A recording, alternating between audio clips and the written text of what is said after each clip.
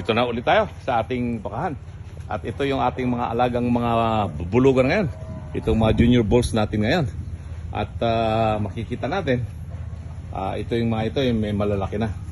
Ngayon, marami ang nagtatanong sa akin na kinakapon ba natin ang ating mga bulugan dito sa Liferme Farm. Hindi po kami nagkakapon dahil nga po nasa ano naman kami, feedlot system, hindi naman open runs.